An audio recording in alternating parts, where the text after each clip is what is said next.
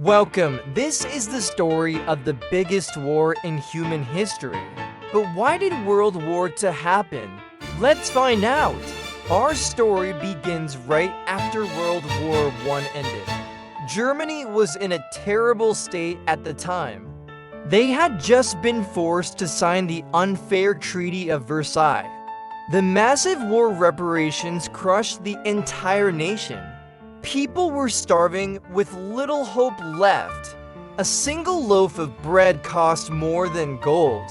People pushed wheelbarrows of money just to buy one small loaf. Then came the Great Depression of 1929, and Germany's economy completely collapsed. Sounds bad, right? Well, it gets even worse. At that moment, a guy named Hitler showed up, and at first, nobody cared. But then the spotlight hit him, and suddenly all of Germany started cheering. After World War I, the winners gathered at Versailles. They forced Germany to kneel and accept every condition. A giant reparations bill crushed the entire nation. Germany also lost important territories. Their army was reduced to a pathetic size. Everything from debt to national pride was completely unbalanced. The German people grew angry and resentful. Everyone blamed their leaders for signing the treaty. The economy froze, factories shut down everywhere. The military had no weapons left to defend themselves. The people were starving.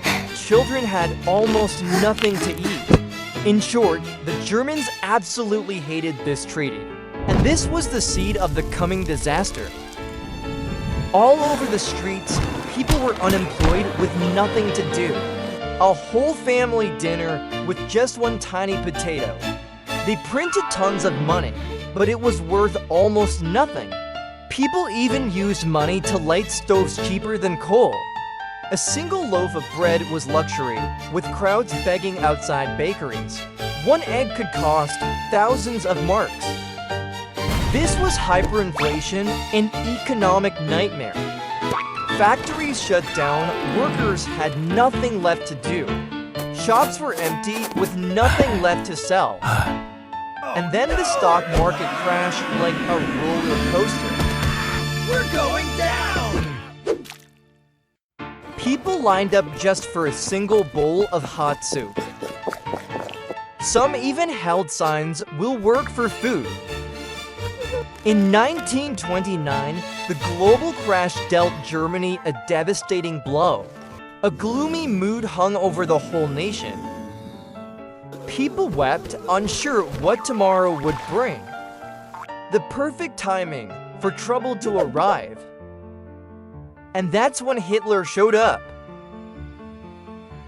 At first, Hitler was just a tiny guy nobody cared to listen to.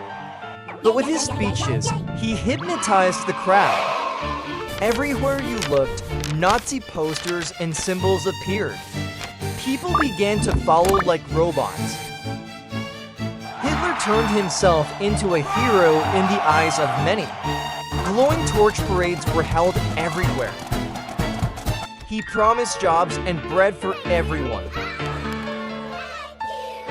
And people started to believe, smiling once again. The Nazi symbol was plastered across the whole city. He turned the microphone into his weapon of power. Meanwhile, his political opponents began to tremble. Step by step, Hitler climbed higher in politics. And the crowds cheered nonstop. Yes. His simple slogan, "Make Germany great again." Democracy was stomped out under the Nazis' boots. Hitler gained more and more power to issue orders. And unfortunately, it actually worked. In 1933, Hitler officially became Chancellor of Germany. He quickly got rid of his political opponents. Then the Reichstag building caught fire, giving him the excuse to tighten control. He passed emergency laws, cementing his absolute power. Hitler sat firmly on the throne of ultimate power. Police hunted down and silenced his opponents. Factories started producing weapons and tanks. The army was rebuilt, marching loudly everywhere. Even children were pulled into the Hitler Youth. Education was turned into a propaganda tool. Germany broke the chains of the Versailles Treaty. Neighboring countries started to worry. Hitler blatantly broke international rules. Germany grew stronger and more aggressive. The whole society began to act like synchronized robots. A new Germany was forming under Hitler's iron grip. And Hitler smiled because everything was going exactly his way. Germany was now stronger and more aggressive than ever. Expansion arrows started pointing beyond its borders. Neighboring countries were panicking at the sight. Hitler was already packing his expansion plans. The question was, what would he do next? The German army was sharpening its swords for war, and 1939 was just around the corner. Tanks began to roll, signaling a coming storm. And this was only the beginning of the story. See you in part 2.